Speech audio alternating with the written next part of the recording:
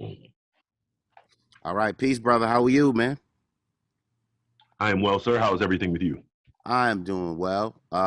This is AJ James of the Deadline, and I am here. I am honored and privileged to once again interview brilliant brother, Mr. Lion Blyden of the UNIA. And the deadline right now is giving our roses, and we are celebrating the month of August, which is very poignant and very, pointing to the a month of significant statements of liberation for our people, and none other is significant and kind of sets the foundation for a month of liberation statements and liberation movements. None other than the centennial of the red, the black, and the green. So it's my pleasure to be with you this morning and interview you and talk a little bit about the red, the black, and the green. Is that all right, brother? Yes, sir. All right. So let's get to it. So um, I know, like yourself, but our viewers may not.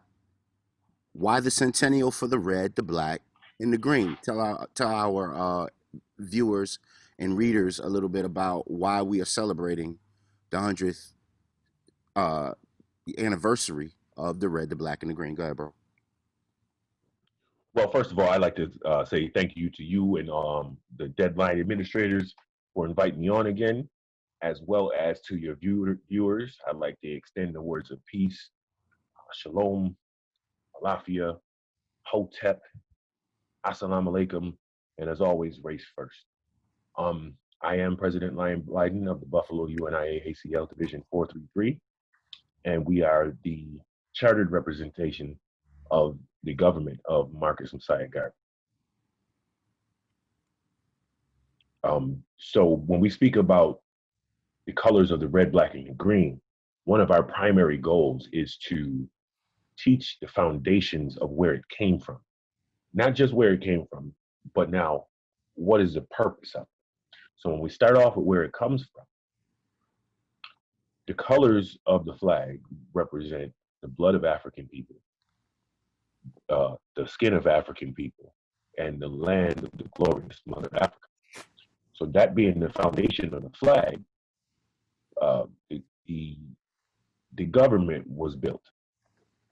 So the flag represents a nation in that we have a constitution, the Declaration of Rights of Negro peoples of the world. We have a national anthem and a pledge to that flag. These five things created our government, which was, again, you alluded to the centennial. We are now in 100 years of the government, the Pan African government of our nation. Ashe. Ashe, absolutely.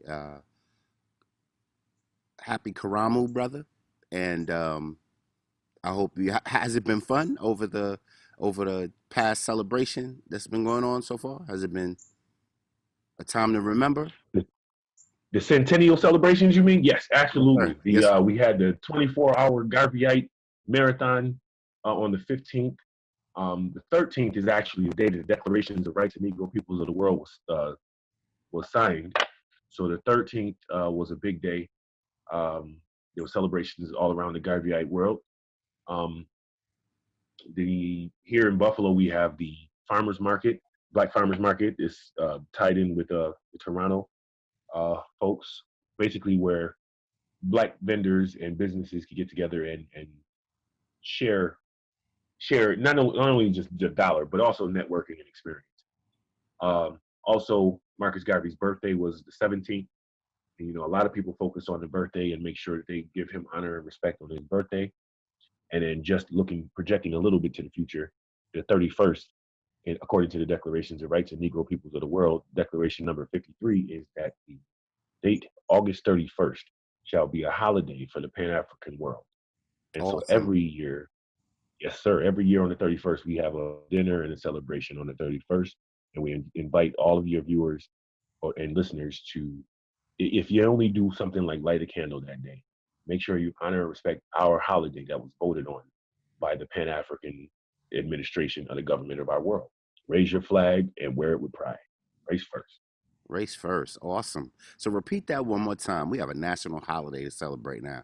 Repeat that one more time so our listeners and our viewers know what that is.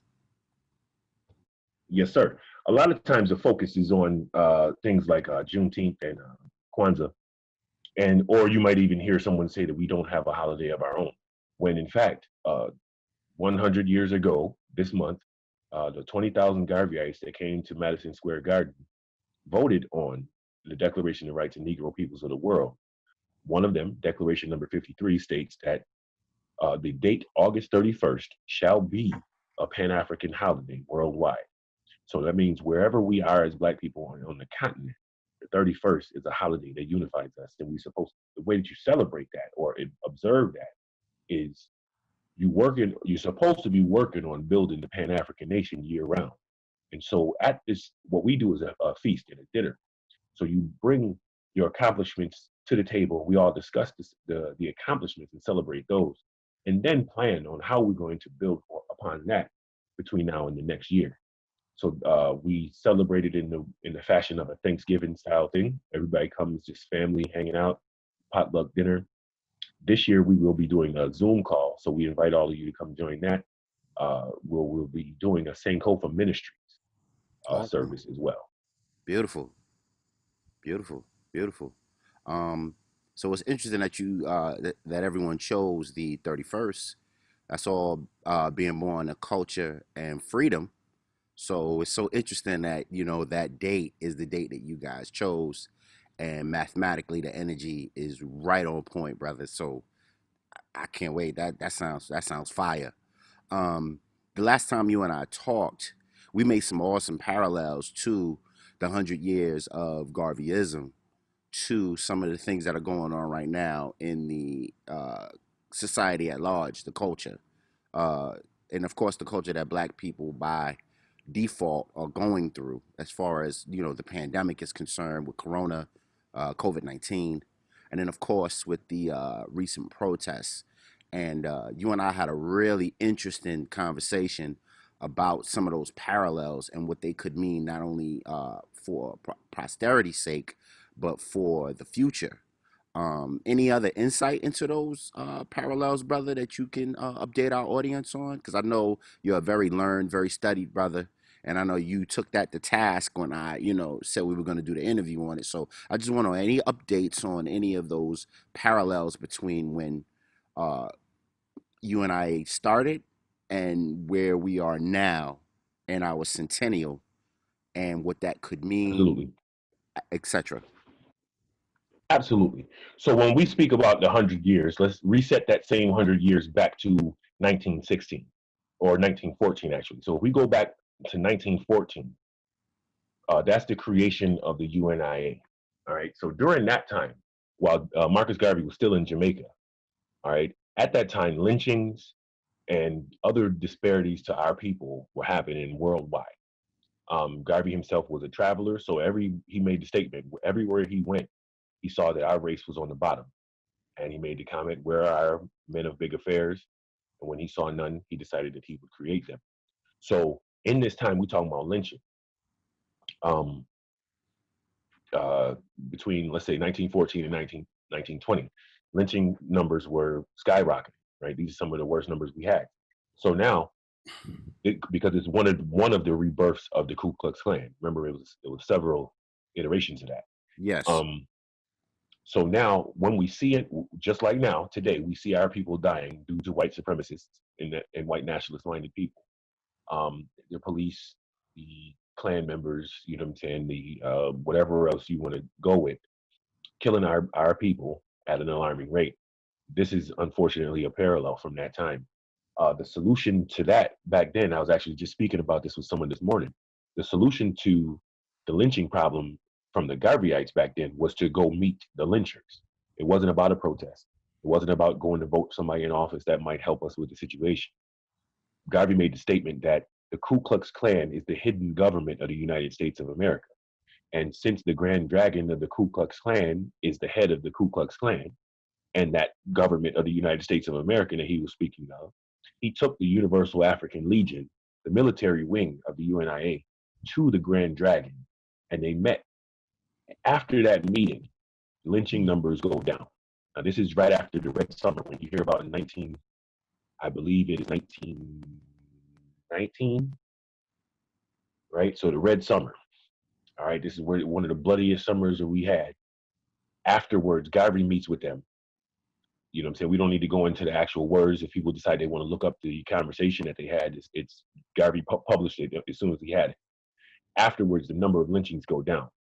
So the proven mechanism to stop white nationalists and evil white people from killing black people is the unification of a nation. National structure and a government structure will keep their government structure from attacking our government structure. And that is, we have a precedent set for that. Another parallel, another sad parallel, is the pandemic. The pandemic back in 1917 had a mirror. It was called the Spanish flu. During the Spanish flu, the Black Cross nurses came to prominence because they had to. It's not that they just decided they wanted to. They had to serve their people in their communities because the racist white system would not serve our communities and would Check, not allow Black nurses to be Red Cross nurses. So check. Marcus Garvey, Henrietta Vinton Davis, Cleopatra White, what's the other? Vivian Say. They created the Black Cross nurses to serve our people. Okay, and we carry that torch today. Um, so as far as the protest, again, there was during that same Red Summer, the protest, the silent protest that was led by W.E.B. Du Bois was not effective. What was effective was seeing them face to face, government to government structure, military to military, and coming to an understanding. And so those parallels are the parallels that we want to carry the torch on today and into the next 100 years. Absolutely. So, by that, are you alluding to our government structure of the that Garvey has put in place? We should meet with them again today as government, you know, entity to entity at the table, and draft Yeah, and draft absolutely. a treaty with them to uh, discern wrongdoings and respect going forward. More specifically, I would say that I don't think we would need an actual treaty or written statement. I believe that the act of physically unifying in that manner alone would cease the nonsense that's coming to our people right now. But because the other side sees that they can influence us and create a division within our own ranks, there's no need for them to uh, uh, concede to any requests or quote unquote demands that we supposedly put in front of them, because they see that we will not govern ourselves. So like right now, our goal and we were just talking this morning about moral suasion. Moral suasion is the act of trying to convince immoral people to be moral. You're trying to persuade them to stop being immoral, and you want them to be moral. Now that's an impossibility. Now someone can change on their own, but there's nothing that you can say or do to change someone's mind. So if the person is naturally immoral, they will behave immorally. So I ask these, people that do protests and things all the time, when you are doing this, what is actually your goal? Some people say we just need our voices heard. By whom? Who is it that you want to hear say that Black Lives Matter? The answer, of course, is you want the oppressive system to hear that. And my question then becomes, don't you think that they already know? Don't you think that the immoral person knows that what they're doing is immoral and they don't mind doing it? Exposing it, quote unquote, is not really effective because there's nothing new to expose. Like for all the protests and riots and all of the things over the last several months, someone still just got shot in the back yesterday by the police. Right. You feel me? So Check. at this point, you have to analyze. Like we have children, you tell a child, if the thing ain't working this way, what else can you do? And we watch protests be utter failures. I mean, 100% failures with zero results on the end of it. Positive for us. Because yesterday, the young man just got shot.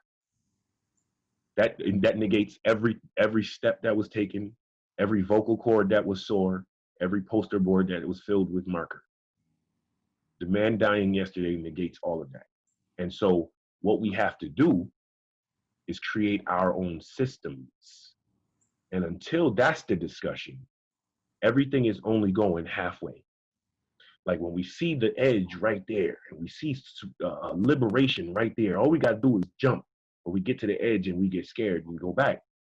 That means the opposition knows that's all we're going to do.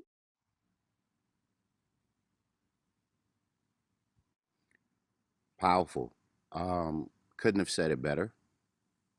Uh, Here in Rochester, we are riddled with those sorts of occurrences, and we are quick to respond in defense of our brothers and sisters. But like you said, if we're not providing a system, then we're just putting out little fires everywhere. So I agree totally. And I would ask you then, um, Garveyites, of course, are taxpayers within these confines of the US of A. And you alluded to it a little bit earlier about the current election cycle coming up. In your perspective and in the perspective of Garveyites that you've been dealing with in the last, I should say, weeks or so, especially in terms of this centennial celebration, what is the vibe and frequency of Garveyites in as much as you can allude to, given this election cycle, and those who are looking to become Garveyites, how can they also view this election cycle? What is good? What is bad about it? The positive, the negatives, etc. Got you. Okay, so you started off asking about the tax-paying citizens, or you mentioned that. So, yes, in our Constitution, in the UNIA ACL Constitution, it says that we have to respect the laws of the land that we are domiciled. That's part of our nation's rules. That happens. So yes, we are taxpaying citizens. Some folks may be opposed to that because of the illegality of paying taxes, but Right. that's something different. Check. Now, our general position is, as Black folks, period, do we get everything that we think we're supposed to get for our tax dollars? Ever? Has it ever been a thing? The answer to that is a bold no. So it's almost like that's just a thing. That's just something that you're going to have to write off as life. You're going to pay these taxes. Boom. Our question to people is now, since you're doing that anyways, I mean, because you're going to pay the taxes anyways, how about you pay dues to your government, right? Let's put money into a pool. So now if there's structural damage to the street that you live on, we just come pave it. We don't worry about whether or not the city, oh, well, we pay taxes to the city. They're supposed to do it. Well, since they're not doing it, let's just do it. Because that's what happens in other neighborhoods. And when they see that other folks is doing it, they jump on it because they can't have you getting credit for doing it. You feel me? How But about it? we How told, about it? Pave the potholes and send them a bill, right? or not. You're right. Yeah, but you don't even have to send in a bill. Like whatever. We got this. We don't even need y'all. We got this. Yes. Right. Look at taxes. Look at taxes more like rent. Okay. We got to be here. We got a terrible landlord. All right. We about to fix this joint. Whatever. Fine. We here. That's that because that's an argument that we get into, and we waste a lot of energy on when it's almost like, you know what I'm saying? That's one of the phrases that we grew up with though too. You pay the two only certain things in life is taxes and death, right? So just all right, just ignore that part of it and get the things done that need to get done. Now, moving forward as far as the election cycle. Um, again, respect the laws of the land that you domiciled in as part of our Constitution. Now, as far as who we vote for, Malcolm X has a very eloquent description of what the Black nationalist mindset is on voting. Okay, basically, until there is a Black candidate that represents Black issues and cannot be compromised, voting for Black people is a waste of time. Now, you can put a full stop on that. But he goes on to say, voting without voter education is a waste of time. Check. You can put a full stop on that. Check. right? Now, when we go around telling people these things and we say, hey, man, we need to get voter education up year round, and people don't want to do that, but they've been screaming all 4 years, vote blue no matter who. That means you disregard the thing that would actually help you achieve said goal. You feel me? If you're not teaching people about like people mad about Kamala Harris right now. Well, see, people could have been talking about that year round. We could have been deciding for ourselves who we was gonna put up to run. But instead, we wait to see who decides to run, and that's our problem. Marcus Messiah Garvey created a political party where we, as a bloc, decide who's even going to run. You can't even run without the permission of the bloc. What are you talking about? You running for office? We didn't say you could run. Don't even think about it Can to you that point. can you dive a little bit into that, brother? Because I'm not quite sure a lot of people are aware that Yes, I was about to. that was even a I was thing. definitely about to. Yes, sir. So, but I want to go through this timeline real quick. So Yeah, yeah. Go ahead. Marcus Garvey creates a political party where the constituents of the UNIACL, okay, the black citizens, the people who have accepted themselves as a part of a one unified nation now, have a political unit to go put a politician in place, and how all of the different things that you have to do that. Moving forward, Malcolm X, um, Malcolm X and Martin Luther King created political entities to put politicians in office. Okay, both of them did. Moving forward, the Black Panthers. Now, the Black Panthers, what's their full name?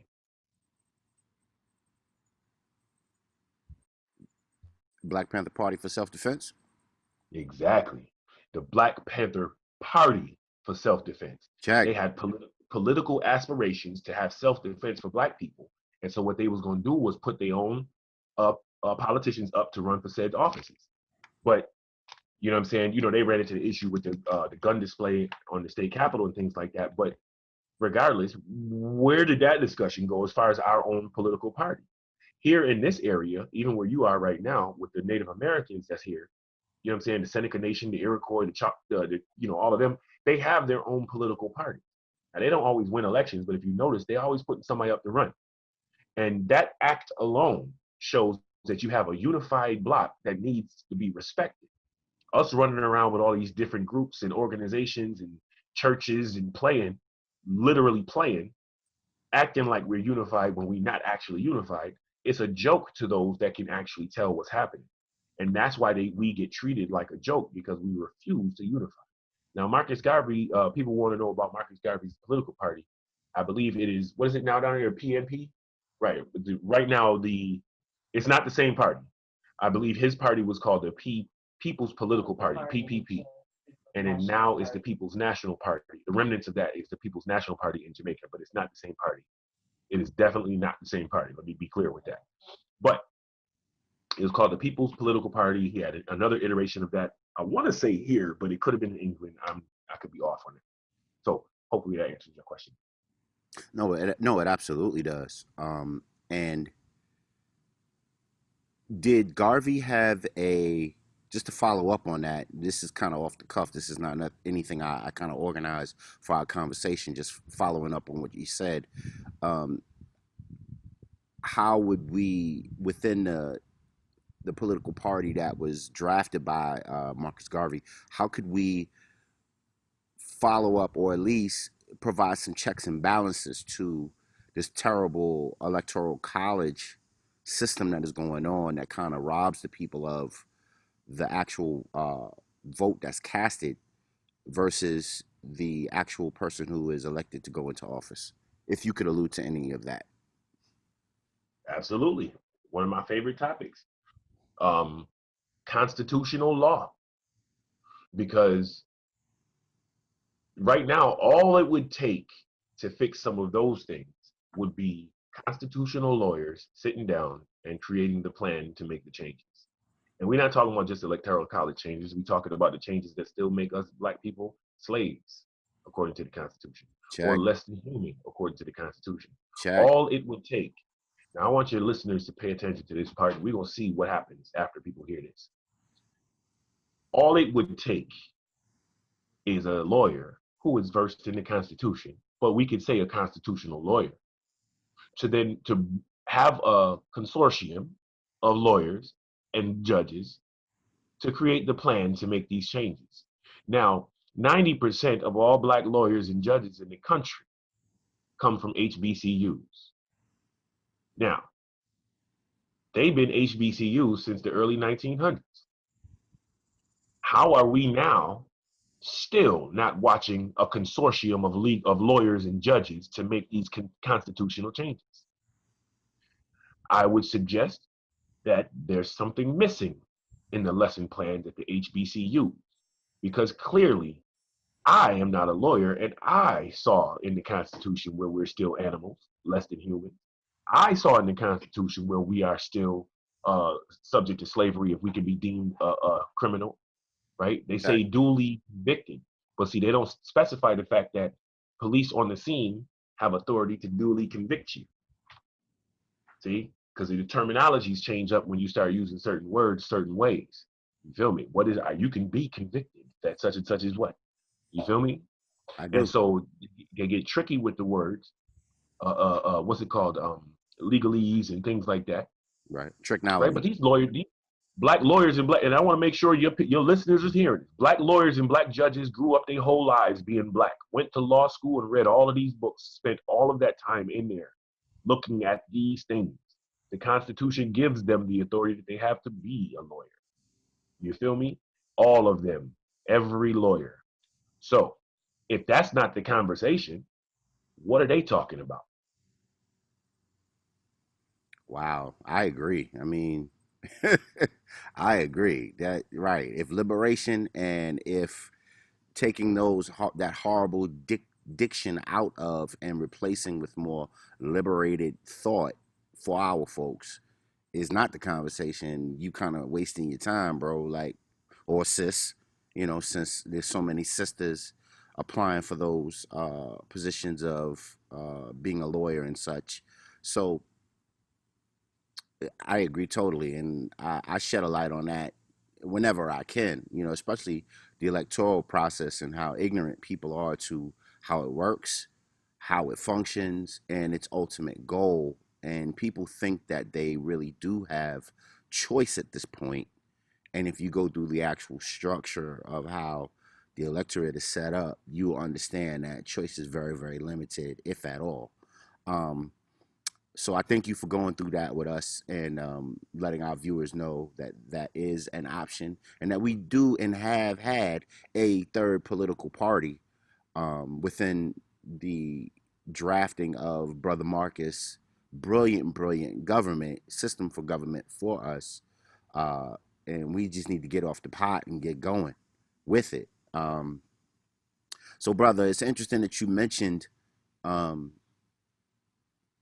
a, a couple of things that you mentioned because I had Brother Herschel Daniels on my show the other day, and he represents the African Diaspora Directorate of the UN, and he was espousing high, high praises for the system of Garvey government, and really, like you, declared that as the direct answer for the things that ail us, the same way you do. And one of the things that he pointed to that was very, very interesting. Well, actually, a couple of things he pointed to, but one of the things that I thought was interesting that he pointed to in terms of we got into a reparations discussion, and he pointed to the fact that there were some affiliates of the African diaspora, the African Union, etc., that were checking in on brothers and sisters from across the world. And we're very, very cognizant of our struggles here, recent struggles with police brutality and police terrorism and the like. And that Brother Daniels, consorted with those, and they drafted a document and put it together for the Obama administration to allocate trillions and trillions of dollars that they had at their disposal to give restorative justice to the descendants of slavery in the United States, not slaves, but slavery. So, and then the Obama administration and the Congress at the time declined. And it was interesting that we've never heard of this. And then, of course, I I remember back in '96, I believe it was, when Farrakhan took his tour of black and brown nations across the world and got together with Gaddafi, and Gaddafi pledged his allotment of billions to the United States, and that through the U.S. Coast Guard and other government auspices, that was shut down over the ability to transfer money into the United States in our name from foreign or from allied governments across the world. So I guess my question is to you would be, uh, how do you feel about the open door or the recently open doored initiatives that are being more exposed now from African nations all over the world, and our people's ability to take advantage of those things, and how that can jettison us into a better, more progressive place in the 21st century to come? I know that was a Okay. mouthful, brother. Yeah, Pardon. it definitely was a lot. It's cool. I'm with you though. I was taking notes. We got it. So going backwards, let's see. Nah, not going backwards. Let's start with the reparations. So got a couple positions on the reparations thing. Um, Primarily, historically, the reparations situation and question actually is over with. The problem with that is the 40 acres and a mule, I believe it's the Hayes-Tilden Compromise, et cetera, Correct. had negated our claim to any reparation, to be quite honest. Now, that's for all of slavery. Now, moving forward past that to the oppression and nonsense that's happened since then, you know what I mean? There's no real legal sign off on that. But the Hayes Tilden thing, that actually sort of negated us getting reparations for slavery, etc. Now, Hmm. going forward, let's just say we decided we still gonna fight for that anyways, because we deserve it, because we do.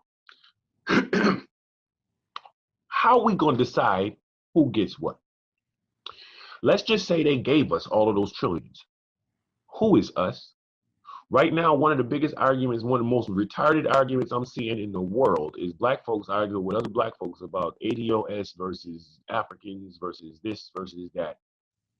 It is the most ridiculous thing. Again, it's laughable, and we deserve to be laughed at by the oppressive class because here we are discussing the possibility of getting it, and now we arguing over something else. It's still Willie Lynch somehow. We still got to find a way to Willie Lynch it. Right. So we a joke again, and deservedly so. So now, if decided they give us these trillions of dollars, all of them, everything that you just mentioned, every dollar, right? What system would distribute this money?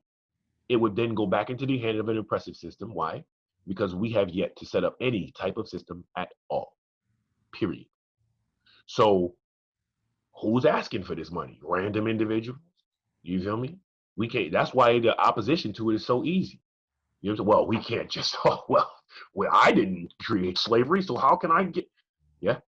See, because if we was unified as a block, as a people, it would be an easier discussion. See, because you could just give that to the administration and we'll figure it out. Don't y'all even worry about it. You feel me? But see, because everybody, the world knows that black folks ain't together on no level, might not even deserve to be trusted with the trillions. Because what you gonna do with it? We got $1 trillion buying power right now, and what we doing with it? Making other people rich. Do we deserve it? Garvey said, if you cannot do what other men have done, what other races have done, what other nations have done, then you might as well die. That's what Garvey was talking about for these 100 years. That's what he said 100 years ago. And here we are dying, still consumers, perpetual on the bottom, never on the never producers. Not even talking about being producers. We don't want to be the ones that create textiles and paper products. We're not trying to create industry and networking between us and Africa, where they got these what's it called, the raw materials, where we provide a way for them to be able to process the raw materials on the continent so they can sell their own products to us, so we can go back and forth and make us as a people great. Well, don't have me start preaching on your show. Come on. Go ahead, brother. That's why we're here, man. People need to know this information. It's important. Yes, brother. That's Dr. John Henrik Clark said one time, Dr. John Henrik Clark said one time, bro, we gotta be producers. He said we can come start with our underwear first. Because if we make a mistake, won't nobody even know. But start somewhere. And it can happen overnight. People be like, oh, man, well, you know it's going to take time. Why? One of the biggest things I can't stand when somebody say, hey, man, you know what? Be talking right to me and say, hey, man, you know what we got to sit down and talk. Like, what? We talking right now. It's always a reason why we can't get to the thing right now. Man, this thing can happen overnight. Tonight, it can be done. We can be liberated. You feel me? And still be domiciled wherever we are. See what I'm saying? It's always an option. Oh, well, you know, we built this country. All right, well, build something right now then. That'd be the thing that stresses me out. Somebody, well, we built this. I'm not African. We built this country, man. Build something right now. Then. We in the middle of a pandemic. People's dying. Build something to provide for your people. Where the check. building at? Check. Well, you know, they're not gonna let us do something. Really? They're not gonna let you? Where the security department at? Are you planning on securing something, or are you just gonna cry about how they're not gonna let? This is the thing that stresses me out about all these protests. If you can organize 100, 200, 500, 1,000 people to go stand outside for 1, 2, 3, 4 days, 2 weeks at a time, right? To go scream and howl and beg, that means you can organize 5 people to come over here and help me dig this hole for this foundation for this building. And that's when I start questioning people's motives and what is it, what really is you trying to do? Because if you can get 100 people to go out there and beg these cops to stop hitting you while they hitting you, and then they keep on hitting you, why you can't come spend 10 minutes with me to come build this clinic?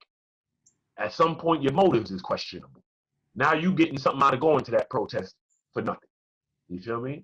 Now at this point, you getting something out of getting people to see you at these protests. At this point, see what I'm saying? I've lost friends over this right here. People won't they be out of protest for a month, family. Remember this pandemic, people been protesting all the time. People Yes, been outside for a month, camping out. Got yes, sir. everything that they need to survive in a protest situation. Hmm? But when it comes time to come sit down and come put a resolution before the Black Convention, huh? So we can vote on that, so we can say what comes in and out of our communities. Every kid, well, you know they're not gonna let us do that. Well, they ain't let you go protest either, but you did it. You feel me?